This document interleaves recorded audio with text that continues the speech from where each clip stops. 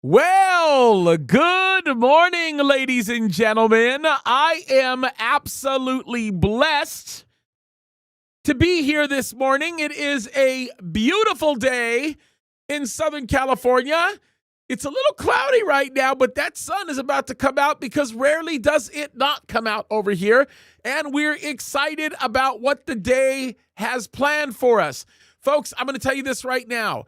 Today, I am absolutely fed up. Let me just say that again.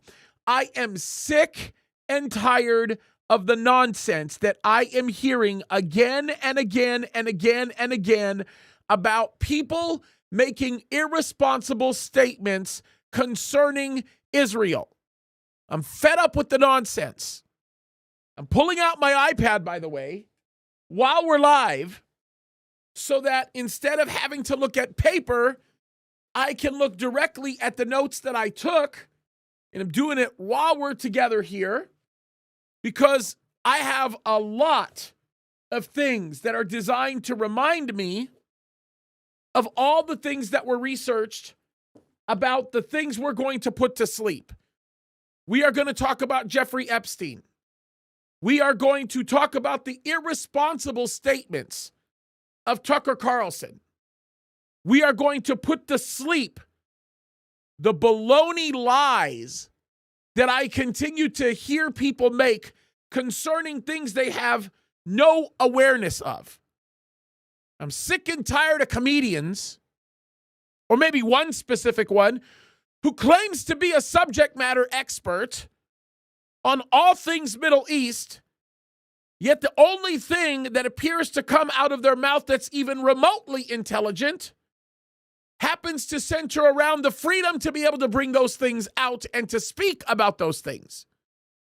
But if you're going to make assertions about the state of Israel, and you're going to talk about Mossad operations, and you're going to speak about what is perhaps the most brilliant intelligence service in the world, you better understand how they operate.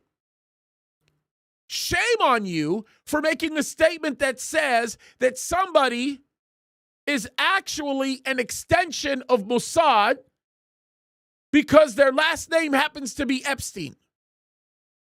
That's about the only piece of evidence that we have, and I'm going to make myself clear. Jeffrey Epstein is literally a pile of garbage. I have no problem saying that. I have no problem bringing out the obvious when it comes to the type of human being that he is. He's not a good guy. I want to make myself clear when I say that. But by no stretch of the imagination can we continue to make assertions about who he was when you don't even know the facts regarding those things. And I'm about to be done with this nonsense. I am sick and tired of it. Today, we're going to talk about this claim that Jeffrey Epstein was a Mossad agent running a blackmail ring. We're going to talk about the claim that Israel, or the Jews, secretly control the United States government, the media, the banks. We're going to talk about that. We're going to talk about the ridiculous claim that Israel is committing genocide in Gaza. I'm going to put that one to sleep. We're going to have a conversation about that. We are going to talk about the ridiculous claim that many people make. Can I just say this? I am sick and tired of social media influencers thinking they're the end all because somehow so many people follow them that what they say can go unchecked. To that, I'm going to just tell you this right now, hogwash. To that, I say baloney. What in the world are we doing here? What in the world is happening? We're going to talk about this ridiculous statement that Israel drove Arabs out, but never suffered expulsions itself. No one drove anybody out. Between 1948 and 1972, 820,000 Jews were expelled from or forced to flee Arab lands. That's a stat that is real. It's verifiable. It's in front of our face. This one makes me sick. Israel is an apartheid state. You liars. No, it's not. And we're going to go over the evidence as into why it's not. This nonsense has got to get put to an end. It's got to get put literally out of its misery. And we're going to put it out of its misery today. We're going to talk about why that is not the case. By the way, on the Mossad claim and the Jeffrey Epstein thing, I'm actually going to show you how Mossad works based on what we know. I'm going to show you how they operate because I'm going to tell you this right now. If the Mossad was using somebody like Jeffrey Epstein as an asset, nobody would know. Not a soul would know about that. I'm going to make myself clear. If he had an island and Israel paid for the island, which he had an island, but Israel didn't, no one would know about that island. That island wouldn't even be on a map.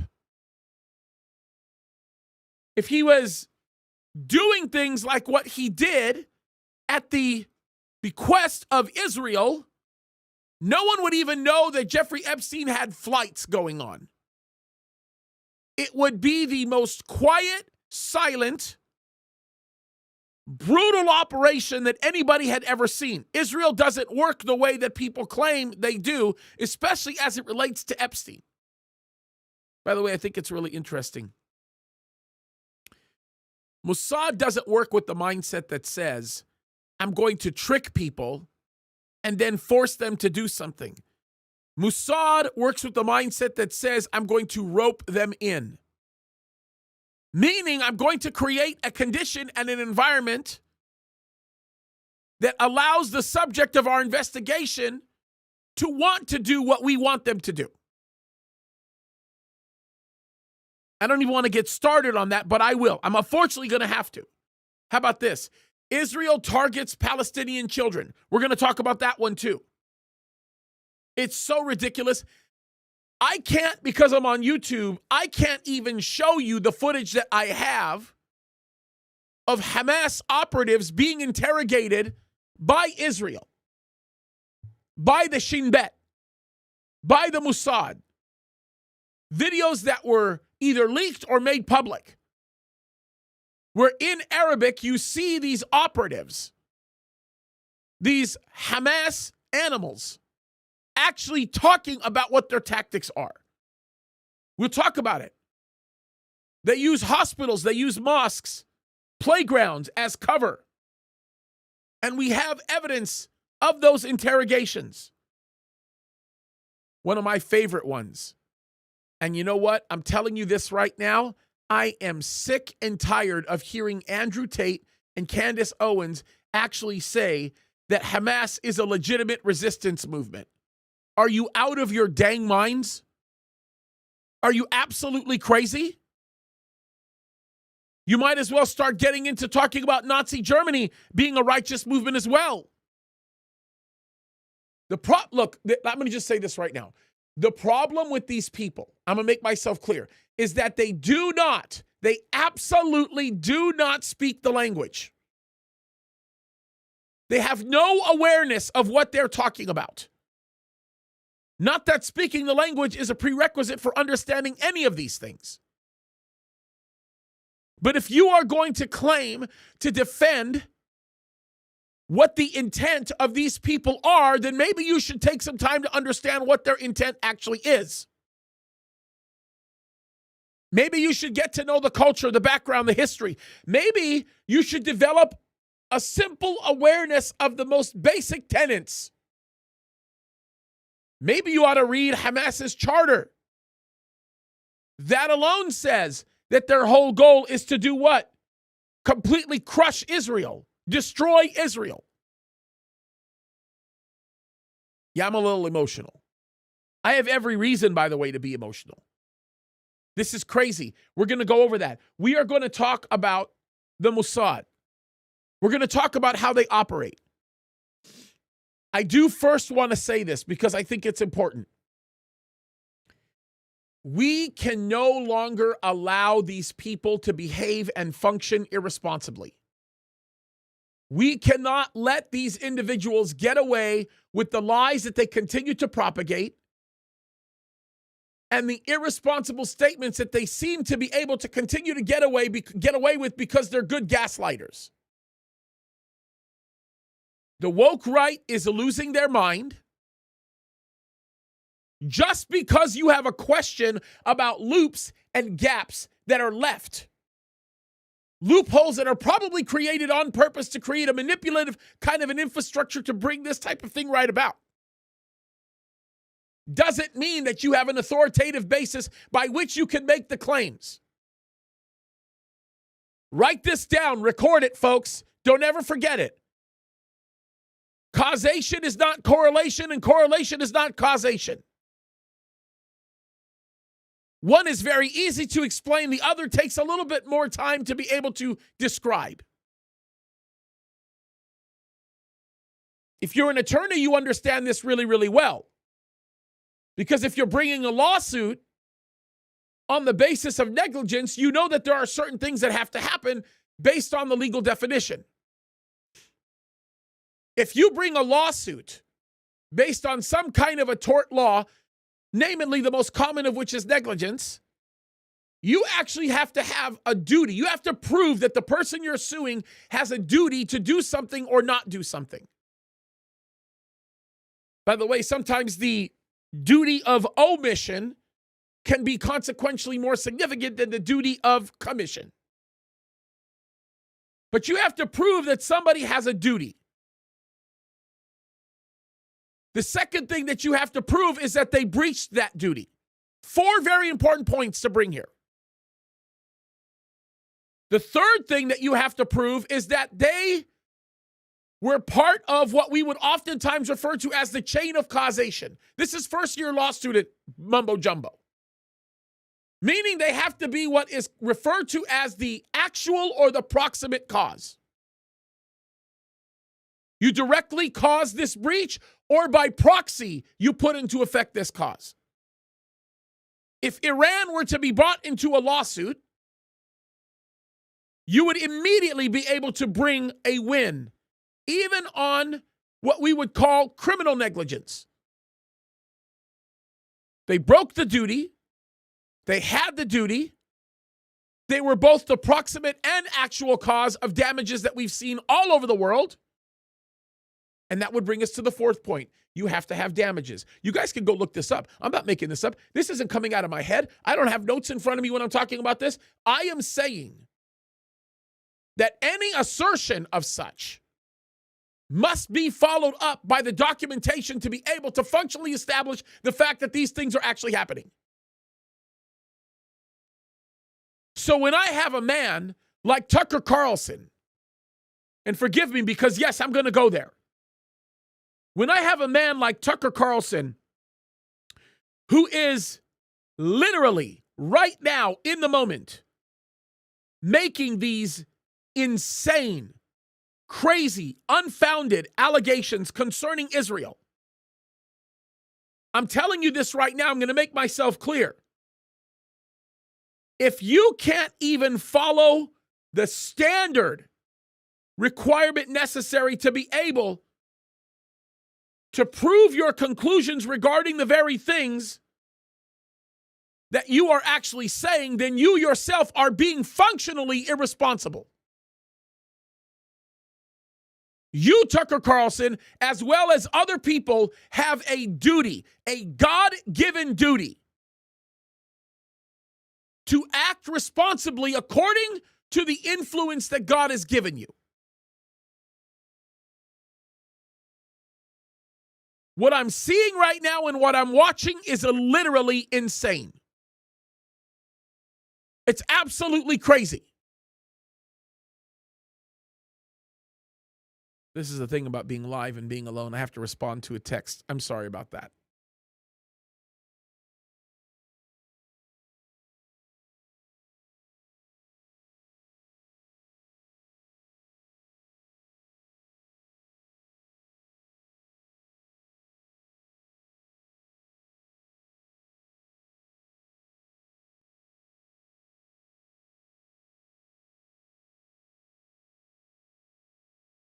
That's what you call dead air time, but that one was kind of important.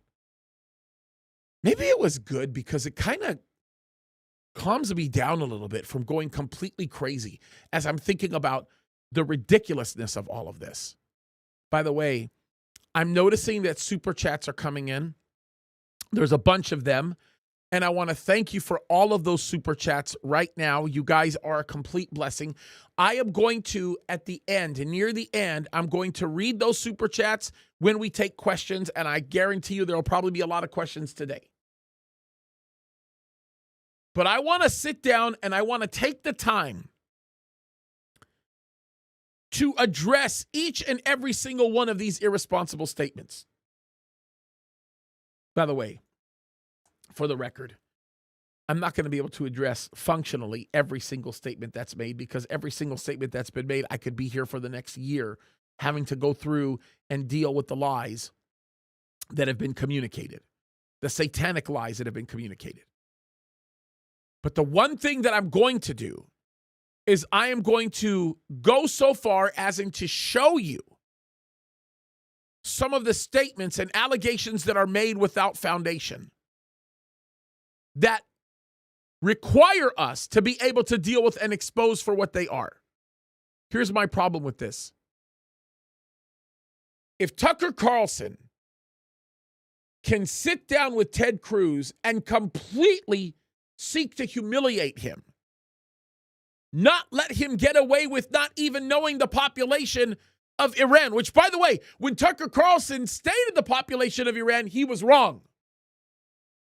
His researchers got it wrong. I don't know. Look,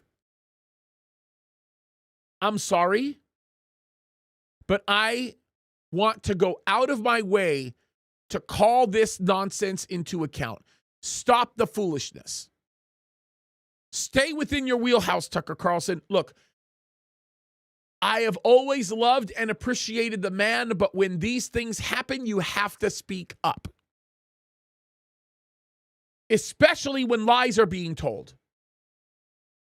And the manipulation that he continues to offer with respect to the representations commonly associated with the kind of blood libelous statements that are oftentimes lobbied towards Israel there is no room to allow those things to happen. This is beginning to sound and feel like Nazi Germany.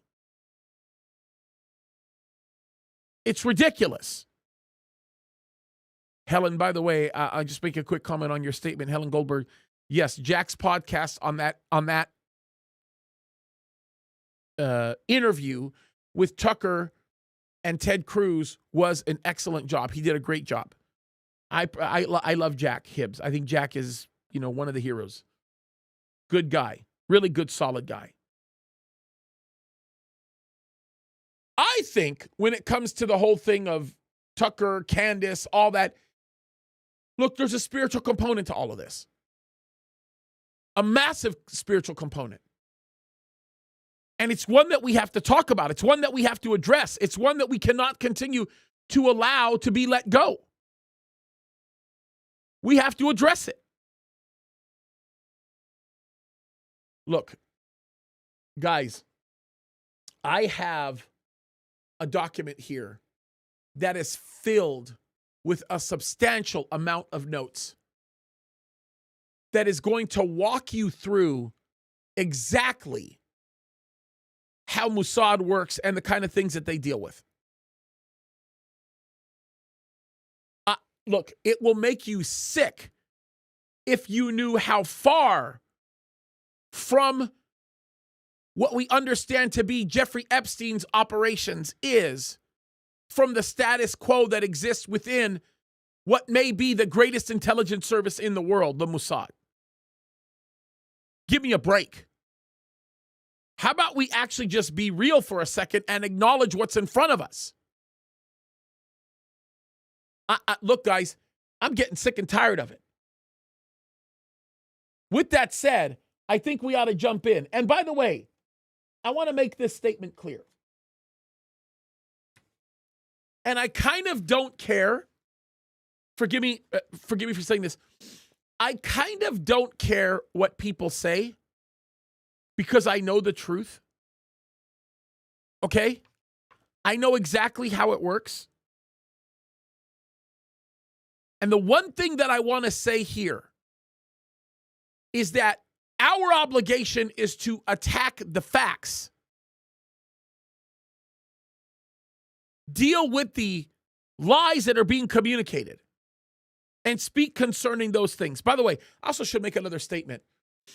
The video that we're about to watch right now, and yes, it's coming. The video that we're about to watch right now is Tucker Carlson's recent nonsense that he said at the Turning Point Student Action Summit. Now, I just want to make myself clear with one thing. Charlie Kirk is a dear friend of mine. I know Charlie, and I know Charlie well. I often communicate with Charlie when it comes to issues related to Israel. Charlie is a man that not only loves the Lord, he's a man that loves Israel. He has been and always will be a staunch defender of Israel. Well, then why did Charlie allow Tucker Carlson to be on his platform? I know exactly all the details related to this, many of which I'm not even at liberty to be able to share. But the one thing that I can tell you is that sometimes it's appropriate to use common sense. Can I tell you a story about this? I have a friend, long story, who organizes this big thing that happens every year. On the last day that this event goes on, they tell everybody the dates for the next year when this event is going to take place. It's an event that lasts for 4 days. 4 days. You know what they do? They book people in advance. I'm not talking about Charlie here. I'm just talking about this other friend that I have. They book people in advance for this event as ahead of time as literally sometimes 8 months to a year. My friend happened to book somebody that was not controversial by any stretch of the imagination at the time that he booked him. I mean, literally, no controversy. As a matter of fact, one of the most popular guys, and by far probably one of the most significant subject matter experts of his field. Somebody that everybody admired and looked up to and very much loved listening to. Throughout the course of the year, that person got himself involved in something that was highly controversial and almost completely ruined his career. Completely. So bad that he literally became toxic. He completely destroyed everything around him. And as a result, he became the guy that nobody wanted to go speak. Well, my friend had him booked. There was a contractual obligation. If my friend in the contract said, "You're not coming," it would have cost him hundreds of thousands of dollars, believe it or not. And thank God, I just want to say this because I think it's really important.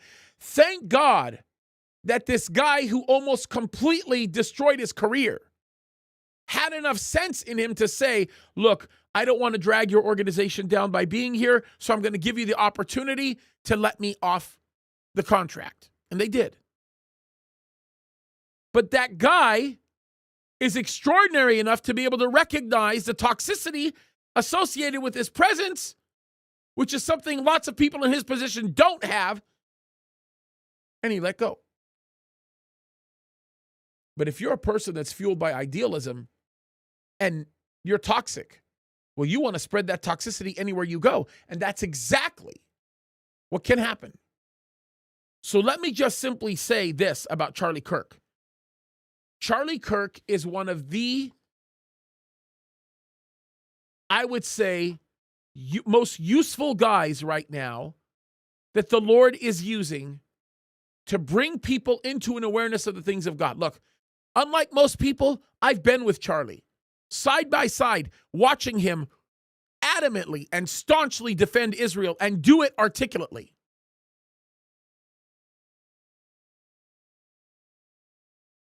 There's something to be said about this. People don't get it. But we'll talk about that in a minute. By the way, keep a lookout, and I think this is important. Keep a lookout for some rebutting to happen. With all that said, let's talk about what happened here with Tucker. And yes, you're darn straight I'm going to interrupt the living snot out of him in everything that he says. We're also going to sit down and we're going to talk about Mossad. We're going to talk about who they are. We're going to talk about how they're organized. We are going to talk about what they oftentimes refer to as their tradecraft. We're going to talk about their track record and what they've been able to accomplish and many of the things that they've done. We'll talk about some of the things that they didn't do correctly.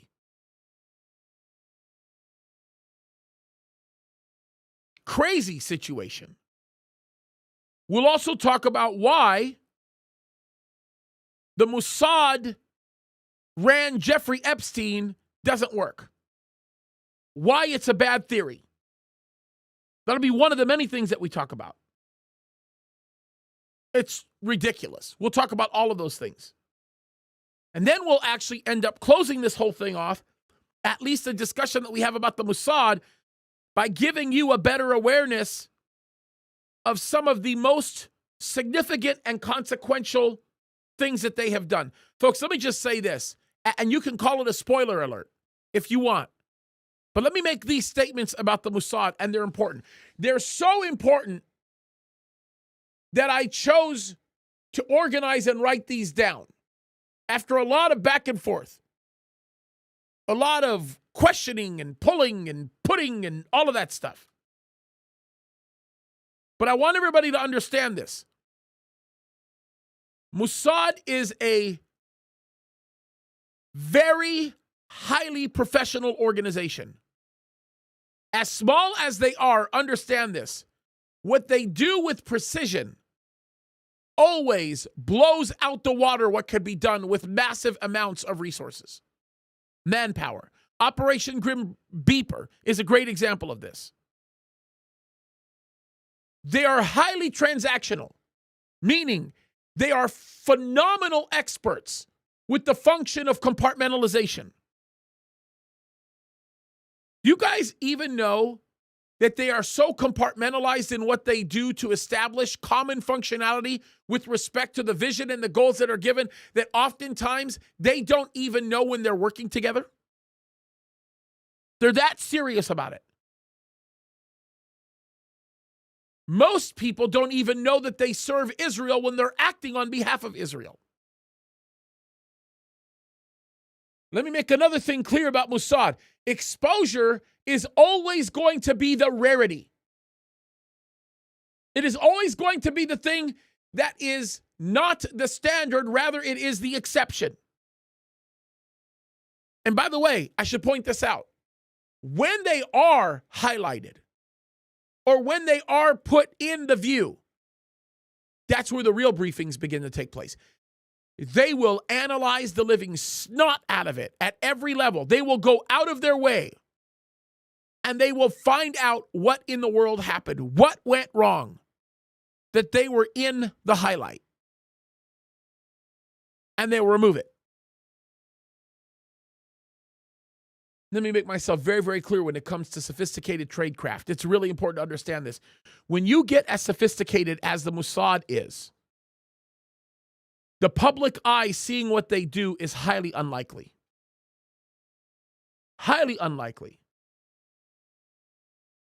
It's very, very, very important. Very important.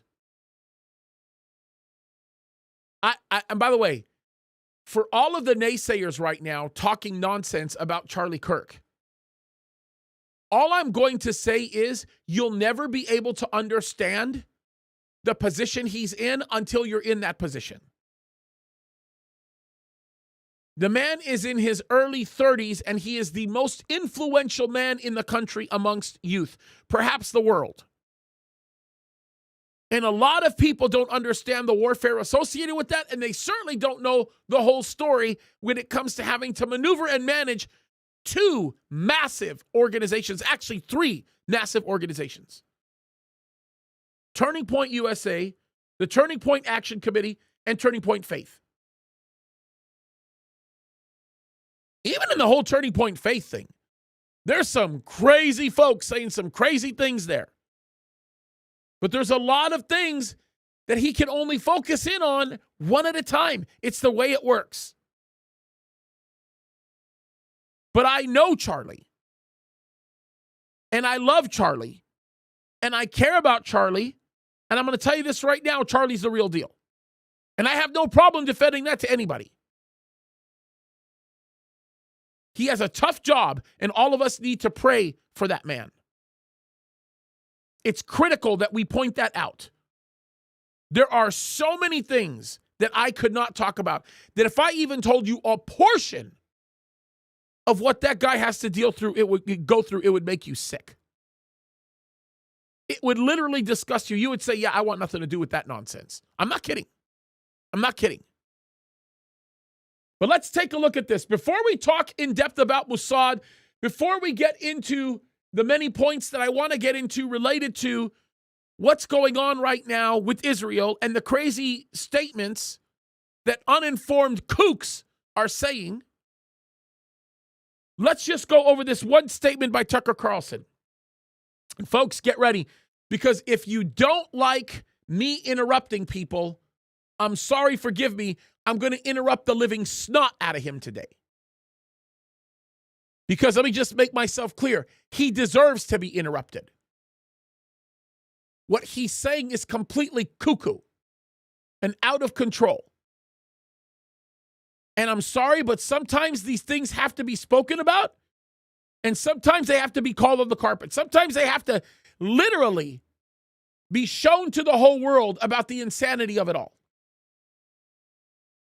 And I don't think, personally, that as Christians, we should allow these things to sit.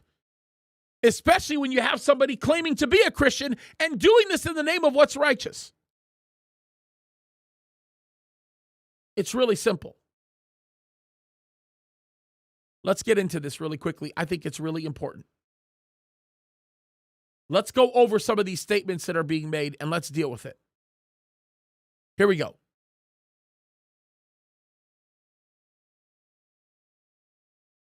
And I think the real answer is Jeffrey Epstein was working on behalf of intel services, probably not American. And we have every right to ask. Before we get into it, we have every right to ask. Can I just ask this question? How on God's green earth can you make that statement without any ability to substantiate it at any level?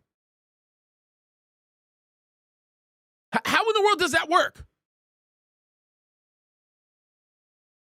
That was an emotionally charged statement. That was a comment that was made because he was caught up in the moment. At least that's what I would like to think. But there is nothing that substantiates this. And the worst part about this is he's about to be unfair. He's about to ask questions that involve presumption that actually is bigoted. And you're about to see that right now. And perhaps his bigoted perceptions concerning the obtainment of wealth by anybody under any circumstance might be fueled by his own story. I don't know. I'm not going to be guilty of the same thing that I'm accusing him of and make assumptions and create some function of psychoanalysis to be able to come to the conclusion as into why he's saying what he's saying. But if you were to take the transcript of the speech that he's given and you were to do some kind of like a first pass approximation in it, you would look at that and you would just say it's just a series of very emotionally driven, irresponsible statements. None of them are factually stipulated to, and none of them can be factually even pronounced. They all relate to ideas that have been either fed to him or questions that have been created as a result of very deep-rooted frustration and hatred over specific components that he perceives might be related to Israel. This is how anti-Semitism gets propagated. This is how it gets promulgated. This is how it all starts. So I'm going to start back because his question here is irresponsible, and the imposition of the statement is leading in nature. In other words, the rhetorical implication carried by creating such a statement was designed to prejudice your mind before you hear anything else that he has to say. The series of rhetorical questions that he asks after he makes the completely unsubstantiated assertion is designed to get you to be fearful as into answering anything in a different direction other than the one he wants to take you in. It's a tactic that's used by people who make a living with their words. I know because I'm one of them. It's insane. Let's take a listen to it. And I think the real answer is Jeffrey Epstein was working on behalf of intel services. I think the real answer is Jeffrey Epstein is working on behalf of intel services, probably not America. Why not America? What makes you think they're not American intel services if your stipulation or if your statement is that he works for an intel service? The intel service theory, by the way, is something that's very new. I just want everybody to understand that. But let's continue on. Probably not American. And we have every right to ask, on whose behalf was he working? How does a guy go from being a math teacher at the Dalton School in the late 70s with no college degree to having multiple airplanes, a private... Can we stop for just a second? Do you guys understand the apparent contradiction in statements? I don't know whether or not Jeffrey Epstein has a college degree, but I can tell you this. I've never heard of a situation, at least not in any recent times, and when I say recent times, the last 50 years, where somebody's allowed to be a math teacher but doesn't have a college degree. I don't know of anybody that teaches in public education that doesn't have a college degree. You're not allowed to. You have to have one. But do you understand the nature of the irresponsible statements being made here? As a matter of fact, what I probably should do is I should figure out, I should probably just on the fly while I'm live, just for the heck of it, ask, did Jeffrey Epstein have a college education? Because right off the bat, I'm going to do it right now. I think that's kind of important. I bet you anything, if he was a math teacher, as Tucker Carlson claims he was, then, quite frankly, we would be able to make assertions about these things and research them to find out what's going on. I think it's kind of ridiculous. I think it's kind of crazy. I don't even know. If I were to guess, this is my guess. And hopefully someone will give me the answer when they go fact check it. I'm willing to guess that he probably didn't finish his college education. I bet you he probably started. He went out and got some kind of a college education, dropped out like most business people do.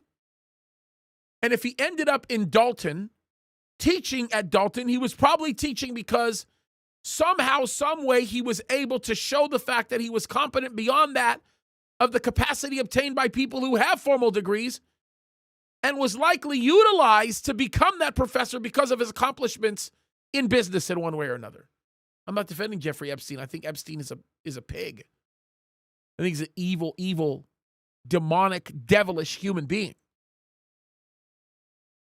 But stop making the cases that you're making and creating the assertions that nobody can make something out of nothing.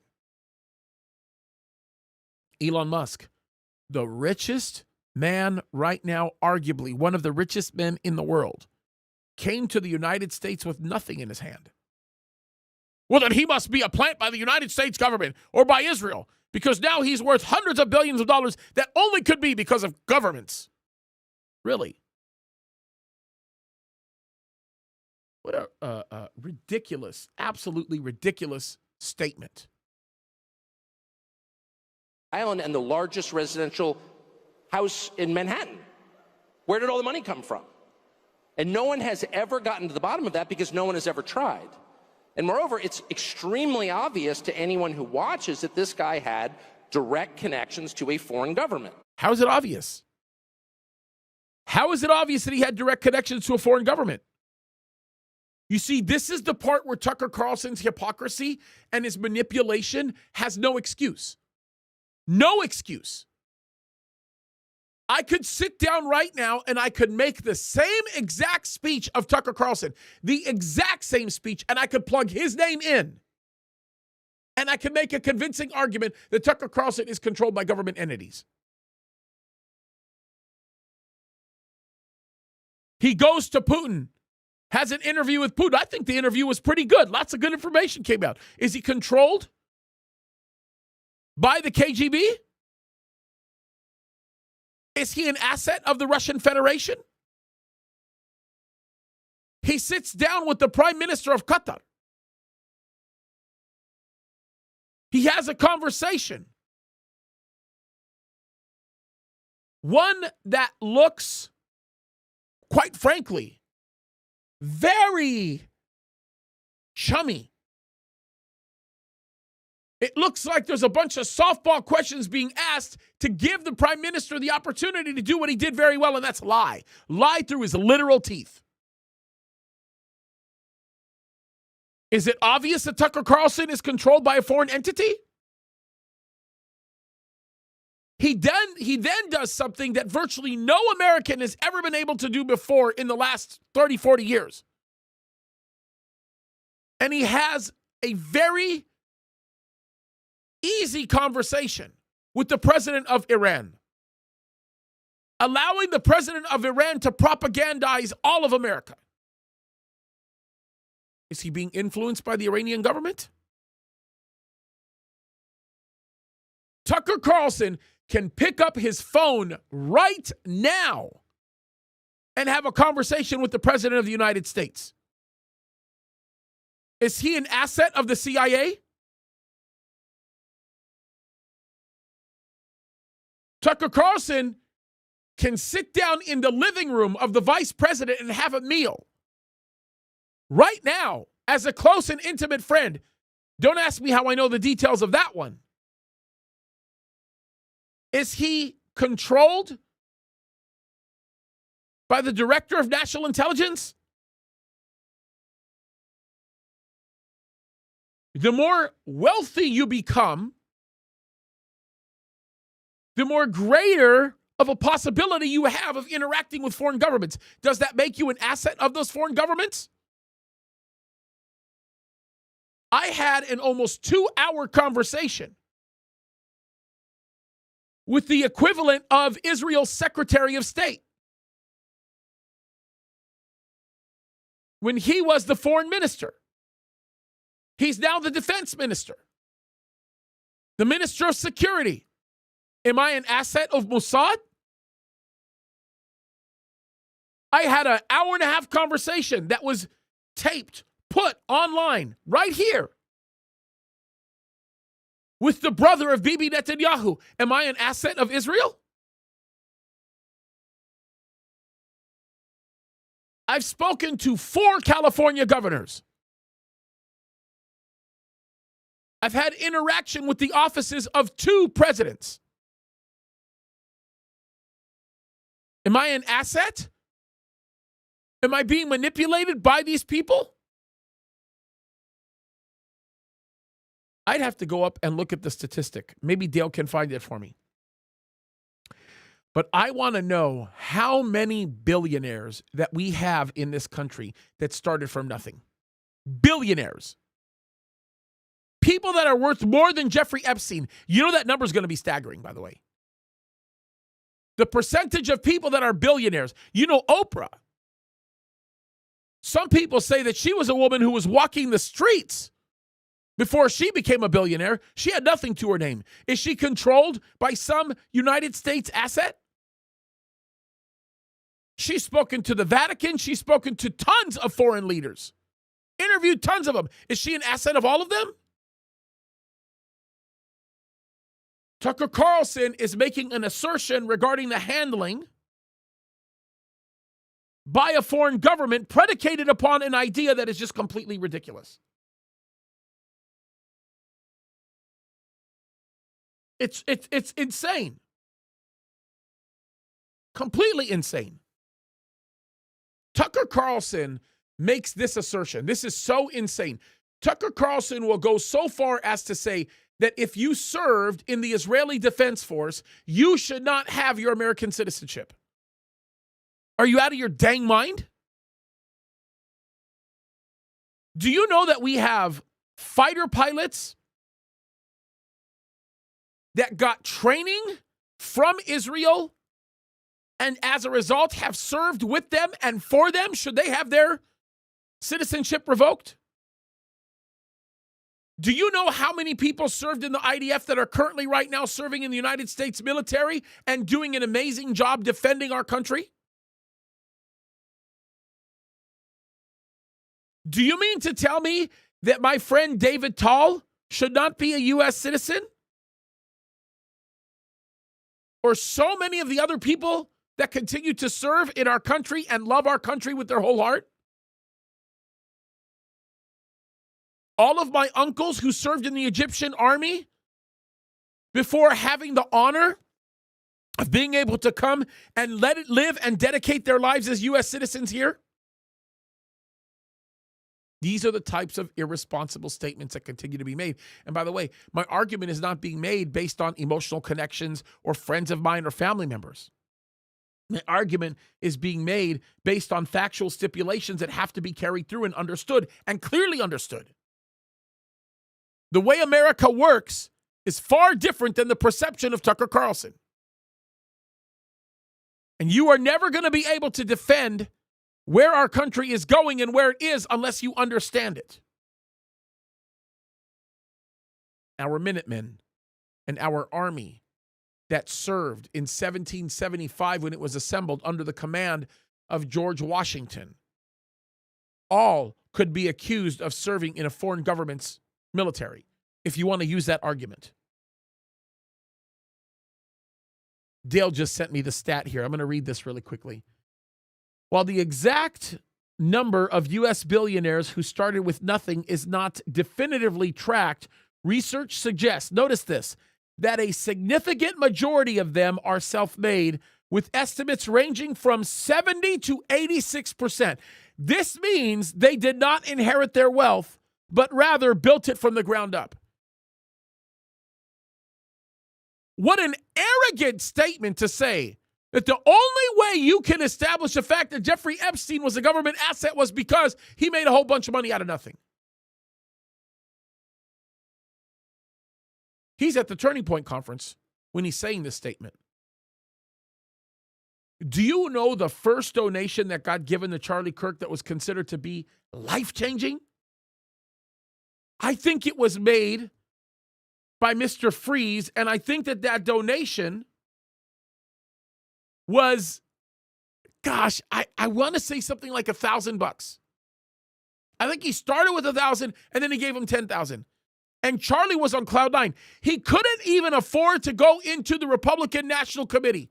Is he an asset of somebody else now that his net worth is substantially higher than the average person? Or was it a result of hard work? Was it a result of busting his tail? I'm sorry. I think that is absolutely ridiculous. You know, my dad wasn't a government asset. Oh, he worked for LA County as an epidemiologist. He wasn't a government asset. He came to the United States with $100. Left a whole lot more than that for his children. Was he a government asset? I'm sorry, but it's a bunch of nonsense. It's a bunch of nonsense. It's ridiculous.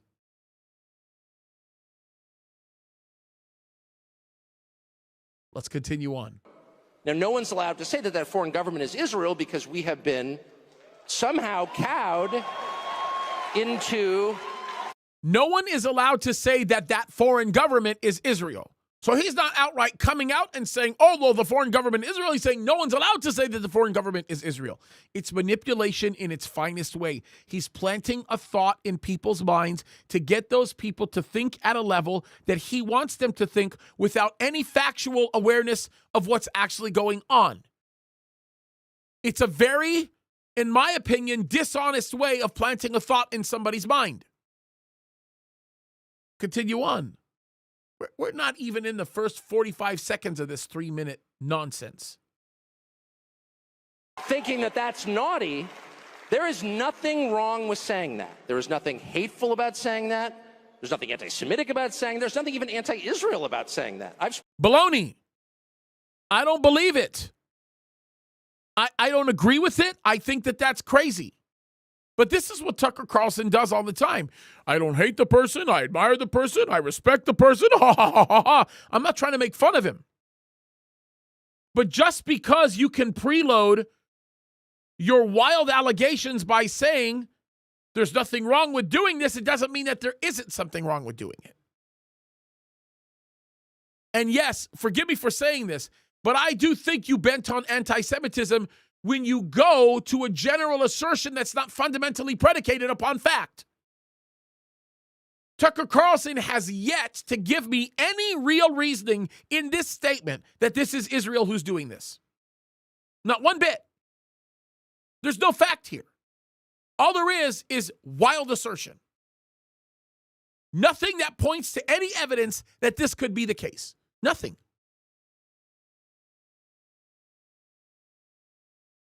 Semitic about saying, there's nothing even anti-Israel about saying that. I've spent my entire life pretty much in Washington, where I knew and loved a number of people, including one very close person who worked at CIA.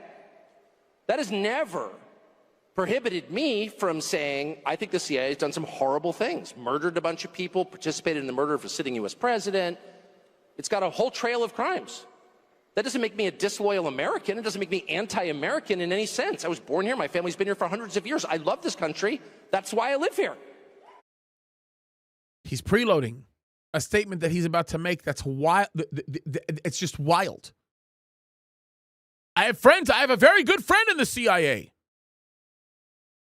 He might as well just say, I have nothing against Jews. I have some good friends that are Jews. That's kind of where he's going with this. Look, my point is this. You should be able, we should always be able to make statements that we are disgusted with the actions of people, no matter who the people are.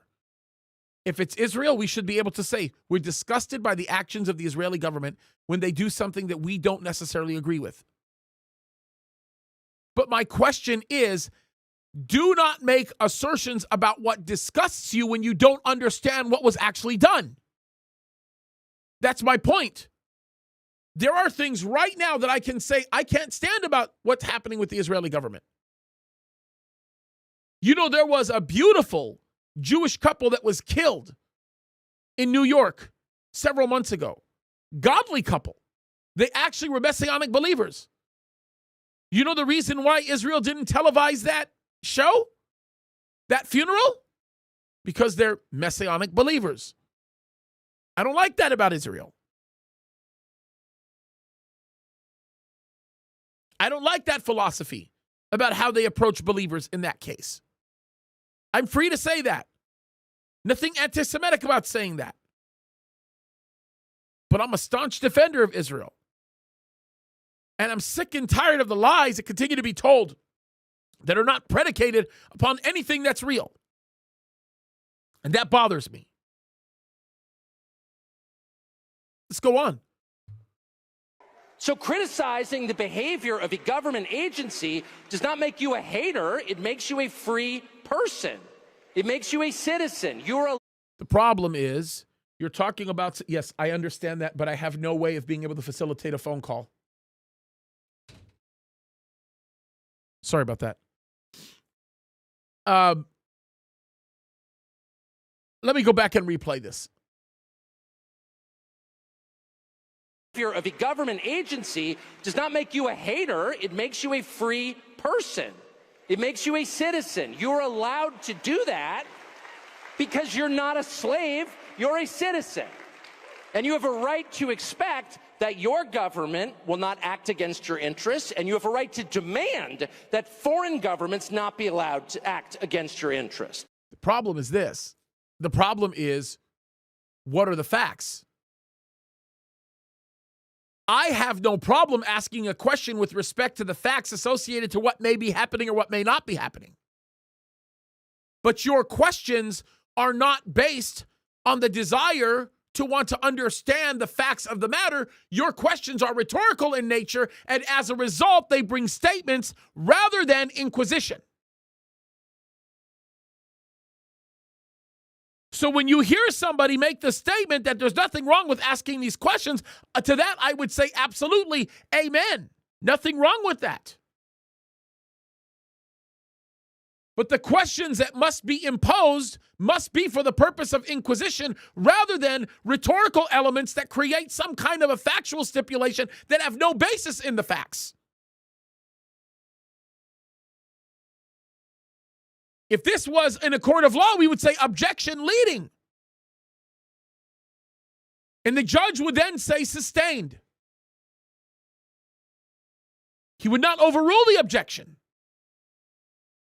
because he understands that factual stipulations are based on exactly that fact. But when somebody imposes a rhetorical question in a Jeopardy-like fashion, which is designed to basically make a statement, and that statement becomes the fundamental predication by which a certain allegation is made, then that statement is not foundational. That statement at best, is without foundation. At worst, it's nefarious. And that's exactly what we're dealing with. That's what we're seeing here. Look what he goes on to say. And by the way, the invocation of the phrase, that's not creepy, like when he's using that, again, it's a tactic. He's saying it is creepy. That's what he's doing here. Watch him do this. Watch how good he is at doing this. It's not be allowed to act against your interest. That's not creepy. It shouldn't be forbidden. And yet all of us have trained ourselves to believe that you can't say that somehow. That that's like too naughty and forbidden. And actually, all of us have trained ourselves to say we can't make statements like that when we don't know the facts. The advent of social media people has created the function by which lots of wild allegations can be made without any factual basis for those allegations. And as a result, people begin to believe the lie. And some of the greatest and most significantly consequential gaslighters that exist are social media people. Stars of the internet. Effect of making that off limits has been to create a lot of resentment, and I'll say it, hate online, where people feel like they can't just say, like, what the hell is this? You have the former Israeli prime minister living in your house. You have had all this contact with the foreign government. Were you working on behalf of Mossad? I'm sorry. Those questions are so laughable. Okay. Ugh. If you have anybody who used to be the member of a foreign government come and stay at your house for a little while, are you all of a sudden an asset of that foreign government? If Bibi Netanyahu called me right now and said, James, I know this is going to sound a little wild, but I'd like to be a guest in your house for a day, I would say, I'm honored. And I would enjoy the opportunity to be able to host the Prime Minister of Israel in my home. Does that make me an asset of Mossad? Does that make me an Israeli propagandist? Think about that for a second. I want you to be keenly aware of what's being communicated here. I want everybody to understand what's actually being said, what is fact and what is not fact. This is super important. Super important.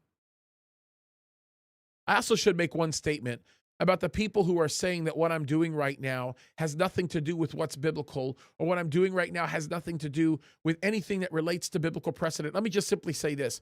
Genesis chapter 12 says that God will bless those that bless Israel and he'll curse those that curse Israel. What I'm doing is I'm contending for God's ancestrally chosen people. And if the pastors will not contend for the things that are dramatically important to contend for based on what is factually stipulated in the scriptures, then what good is the pastor?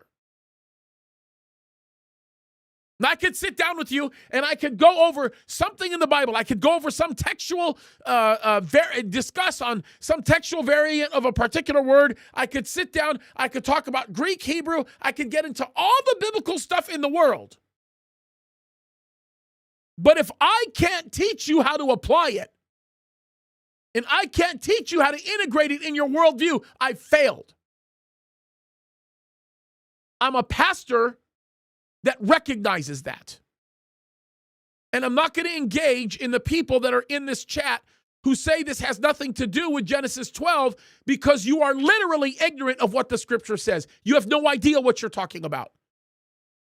And quite frankly, until you allow your mind to be freed up to look at things the way they were intended to be looked at, within the context in which they were designed to be looked at, you won't know what you're talking about. Just like many of these other social media influencers that don't have a clue from their head, from their rear. They claim to be aware of the scripture, just like Tucker Carlson. Tucker Carlson goes to Ted Cruz and says, where does it say I'll bless those that bless you and I'll curse those that curse you? And Ted Cruz couldn't say it. Well, if you're making that statement, Ted, wouldn't you think you would want to know where it is? And then roughly 10 minutes later, he says, well, I think it's in Genesis chapter 16. That's what Tucker Carlson said. He didn't even know where it was.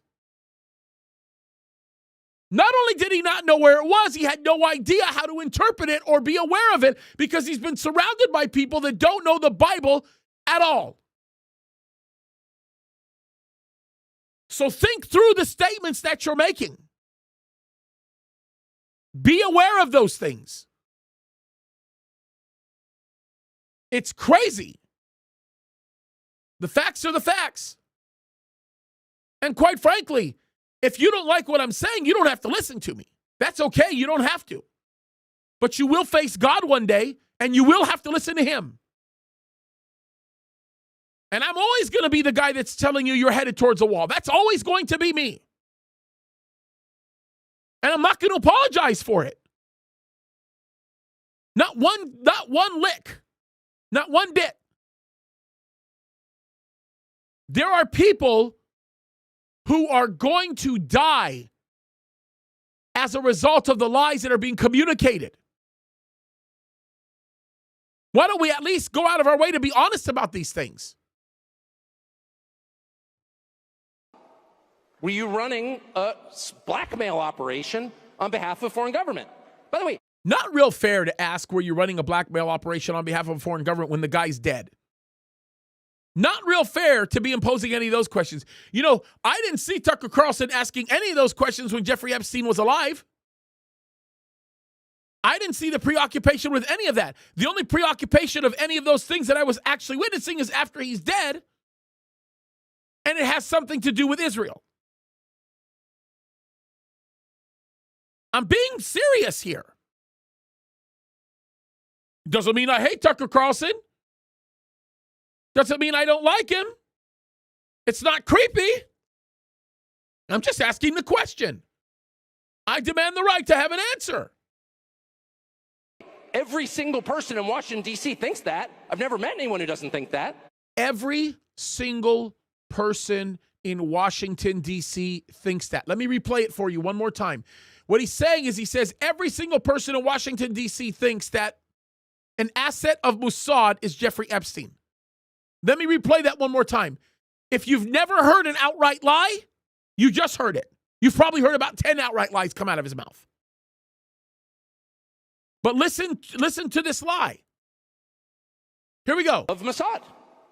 Were you running a blackmail operation on behalf of a foreign government? By the way, every single person in Washington, D.C. thinks that. I've never met anyone who doesn't think that. Every single person in Washington, D.C. thinks that. I've never met anybody who doesn't think that. Okay, wait, hold on for a second. That is beyond manipulative. Your very commander-in-chief said that that was not going on. There are tons of people that think contrary to you, Tucker Carlson. But the way you're covering up for anybody calling you out on that lie is by saying they secretly don't say it, even though they think it. How do you know that? You know every single operative in Washington. You know the hundreds and thousands of people that are tied in to Washington that think that. You guys understand? I just identified an outright irresponsible lie. And I call it that because Tucker Carlson is a brilliant man. He is not a stupid man. Who, by the way, refers to himself adamantly as a believer. He says, I'm a Christian. I don't know what else to say. Every single person in Washington believes this? I guess we have to ask the question, how do you define every single person in Washington?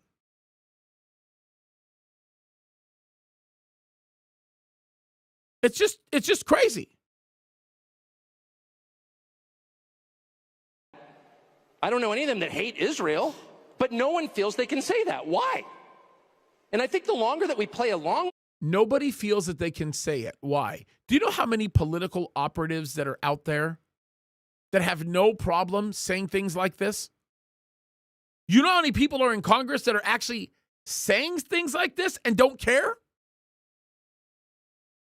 Way too many, in my opinion. But it is a huge problem, what he's doing. It doesn't even meet the requirements for being able to understand what is uniquely logical. It breaks that barrier. His epistemology is broken. It's a broken way of thinking about things. With it, the more subterranean and creepy and hateful the conversation actually becomes. So I think it's better just to say it right out loud. Did this happen? And of course, that question has been asked to the government of Israel, and their answer is, we're not going to tell you. And I think baloney. He's lying. The government of Israel has actually been asked, did this happen? And they have categorically denied it. As a matter of fact, I'm releasing a video on Sunday that shows Naftali Bennett, openly denying this, making a statement to the press, saying he was never our asset. That is not the case. No way. It's not happening. Here we go. Look at what's happening here. Israel has denied it. Now what, Tucker? Israel continues to deny it. Now what? What else are we going to do here? Very important that we understand what all of this is all about. Let's watch what he says ending this. I think our answer should be, no. As long as we're sending you money, if you were committing crimes on our soil, we have an absolute right to know, did you do this or not? And yet everybody has been so brainwashed. By the way, as long as we're sending you money, we have the absolute right to understand whether or not this is going. This is so hilarious to me because the $3.5 billion that we send to Israel every single year comes back to us in even a larger amount. Because that money is not allowed to be spent by Israel unless it's spent in the United States of America. But he's not going to tell you that. He's not going to say that. Well, we give you money so that you can spend the money here to help our economy. And so long as we do that, we demand that you give us this information. Israel has given you the information. You just don't like the information that you've heard because it doesn't fit within your presupposition concerning who they are or what you want them to be. And so as a result, now you're throwing that money back in everybody's face to create the stipulation that these things were necessary in order to be able to find these things out. Give me a break. What are you doing? You guys, I just want you to see the dishonesty in this. That's all I want you to do. I want you to see the blatant dishonesty in all of this. Into thinking that's somehow an expression of hate or bigotry when it's not. It's a baseline question that every U.S. citizen has a right to an answer on. What the hell was this? I get the fact that he is trying to say it's not hate or bigotry questioning these things. But what he's trying to do is he's trying to erase the board of the hate and bigotry that his questions actually imply. Because so many of the statements that he's making are not factually stipulated to. And every single one of them are broken. We just demonstrated that to you. Look at what he goes on to say. Oh, I think we're done here with the quote. Yep, that's it. Now, here's the thing that bothers me that I also want to point out. It bothers me to note the fact or to point out the fact that the audience of young people are cheering for him. They seem to be very moved by what he's saying. The good news is, from what I heard from people that were there, half the audience walked away when he was talking. A lot of people walked away. I kind of appreciate that. But I want people to understand why this is such a broken set of assertions. Why this is so wrong. Let's go over some quick facts. I think this is important. I wanted to do this. I'm going to do this very, very quickly. For those of you guys that don't even know who the Mossad is, the Mossad is obviously a foreign intelligence agency. Their whole operation is based on covert action. They do report directly to the prime minister, and their stated mission is to gather intelligence abroad, to thwart threats, to protect Jewish communities worldwide, and when authorized, carry out sabotage or assassinations. No question. Very similar to that of the mission of the CIA. Same thing. How are they organized? Well, you have human intelligence officers. I believe they're oftentimes referred to as a Zomet, and I could be butchering the pronunciation. Then there's the Caesarea group, which they are referred to as the Special Operations. They do include hit teams in this group. There is a political liaison or influence group that is associated with them. There is psychological and media operations. They're another different group. There are analysts that are members of the Mossad who their whole purpose is to simply brief the prime minister. They gather all the information and they brief the prime minister. They're a very avid part of that team. And there's a technology group. And the technology group is the group that uses cyber tools, gadgets. They work very closely, by the way, with IDF's Unit 8200. By the way, I should probably note this right off the bat. It was this group in the Mossad that organized Operation Grim Beeper, which took them years to do. Here's how their tradecraft works, by the way, just so I should note this. They are deep cover officers with rock-solid fake identities. There are some members of the Mossad that have been doing things in other places for 20 years that nobody knows who they are. They have a very avid, vivid, powerful worldwide network. They're referred to as the Sa'anim. They provide cars, safe houses, cash, that kind of thing, kind of stuff you see in movies.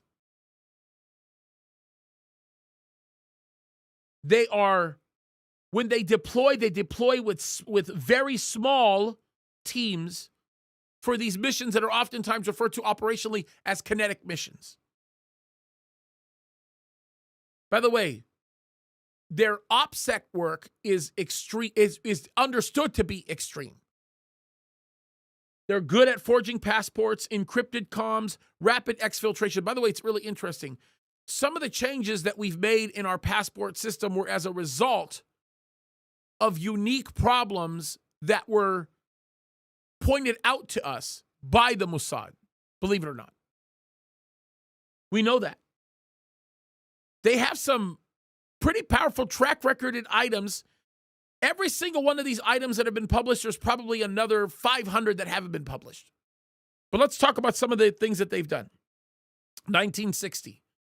They were definitely the ones who abducted the Nazi war criminal Adolf Eichmann in Argentina. Interesting that they did that, by the way. I always butcher his name. Eichmann, I think, is his name. 1970s to 1990s. You're talking about 20 years. They were successfully able to infiltrate terrorist groups, all that were responsible for Munich, and brought them all in for 20 years. No joke, you guys. They were part of the Tehran raid that a lot of people thought was America in 2018 that actually removed a half a ton of Iranian nuclear files. That was the one that Bibi Netanyahu made presentations concerning that everybody thought was a lie. Iran has no nuclear weapon. Baloney.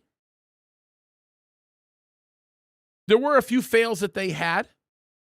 Probably the most notable of one of their fails was that Dubai hit on the Hamas operative. If you remember, they were successful in killing that guy, but the CCTV cameras actually showed who they were, and those guys were permanently disabled from being able to do anything again at that place. Why in the world could this not be Jeffrey Epstein?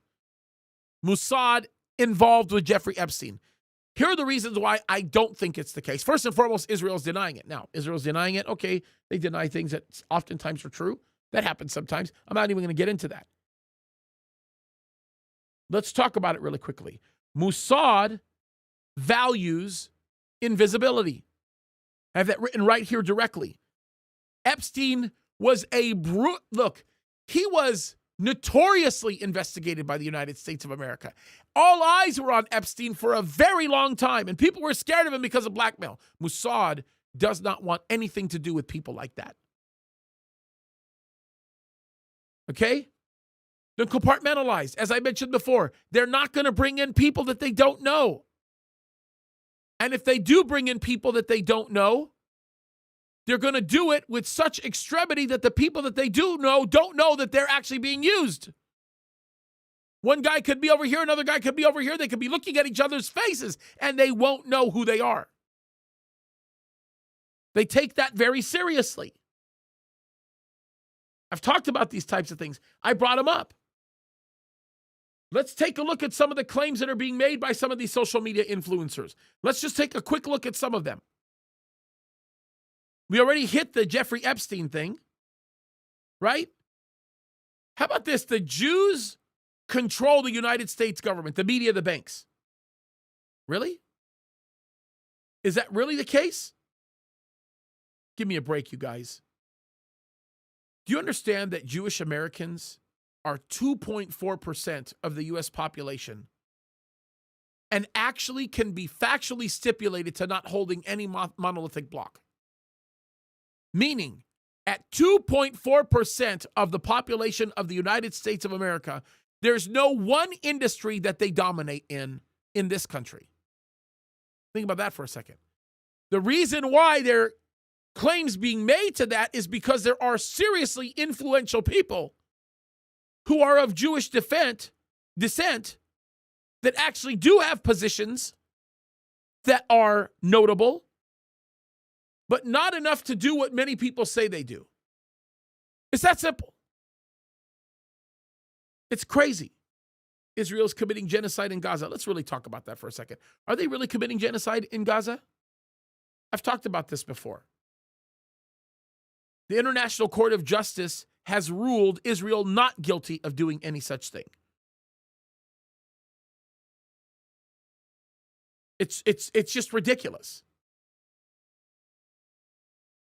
The only ruling that the ICJ ever made, and people like Dave Smith rub their mouths about this and that kind of thing, well, the ICJ did come down on Israel over this. No, they didn't. The 26th of January, 2024, the only ruling that they made was to prevent acts that might be perceived as genocidal. It did not order a halt to military operations and made no finding of guilt. That's factually stipulated to. You can go to the International Court of Justice site and read the case. I did. Or the summary of it. How about this? Gaza. The population of Gaza and the West Bank put together rose from 4.8 million in 2020 to 5.17 million in 2023. Where's the genocide?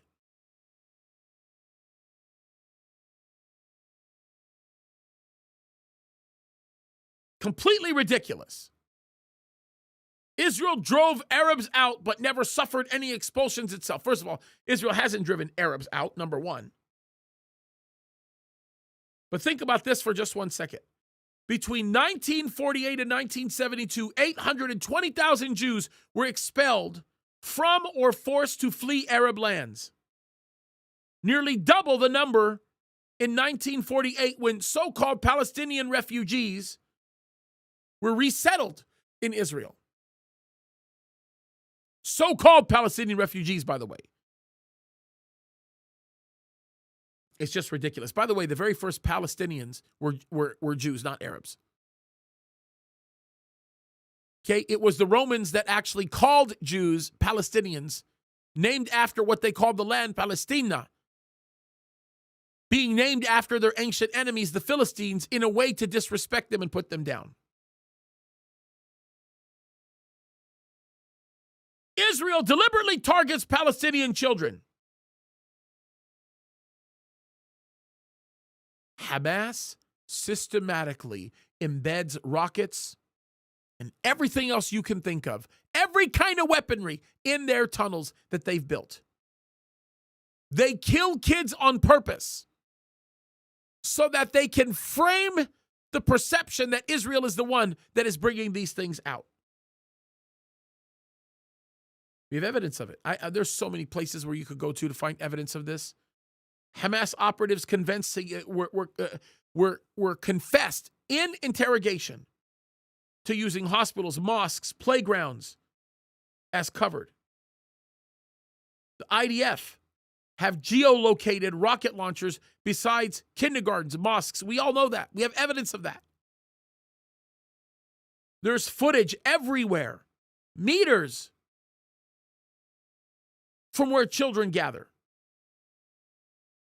We've already talked about Hamas being a legitimate resistance movement. They're not a legitimate resistance movement. They're a legitimate terrorist organization that seeks to take the lives of people. They're evil. It's that simple.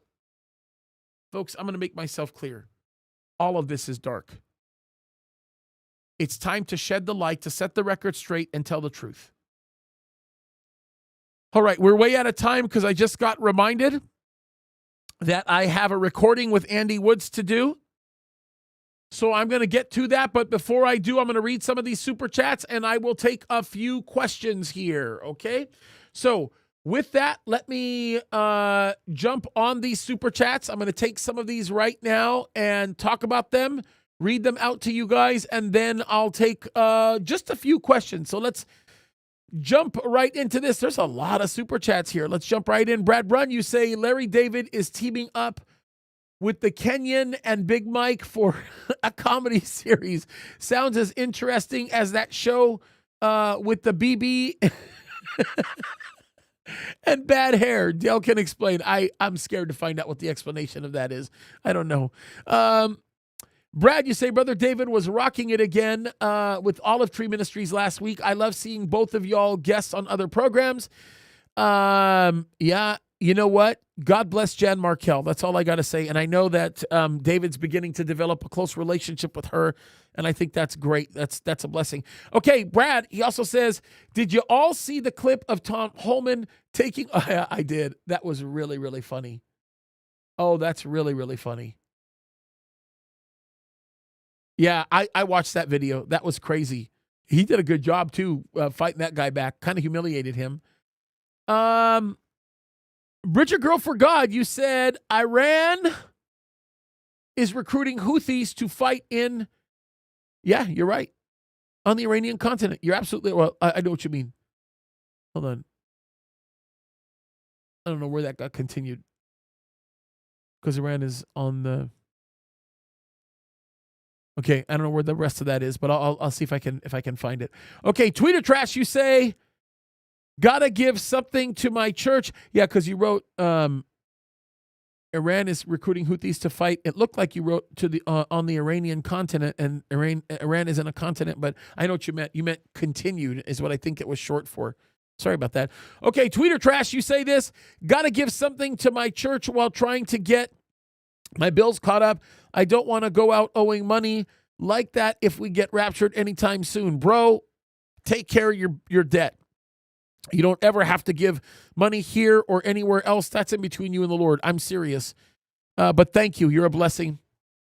Bart Jun, you say, where is David? He is like on a boat somewhere in Lake Havasu, I think. And he wanted to call in, but I don't have the infrastructure to do it when I'm alone like this. He should have told me beforehand, that sucker. Would have loved having him on this call or on this show. Ira Beam, by the way, pray that he has a great time in vacation. Ira Beam, you say Israel is the whipping post of this wicked world. Yeah, you're right about that. It's absolutely true. Bart Jun, you say this.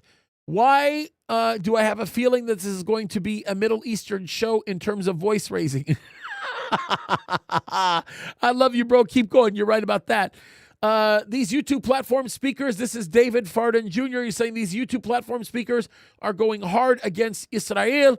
They are setting up to, they are getting up to 50,000 views with their garbage. Thanks, James. Actually, David, they're in some cases getting up to millions of views with the things that they're saying. It's actually terrible. Marie, thank you so much for your generosity. You say, God bless you all. We have to pray and read our Bible. Amen. And Non Huss, thank you so much. Go ahead and make our day. I think that's Scooby-Doo. Thank you, Pastor James, for telling it like it is. Greetings from Hershey, Pennsylvania. You are a blessing. All right, let's take one or two questions if you have it.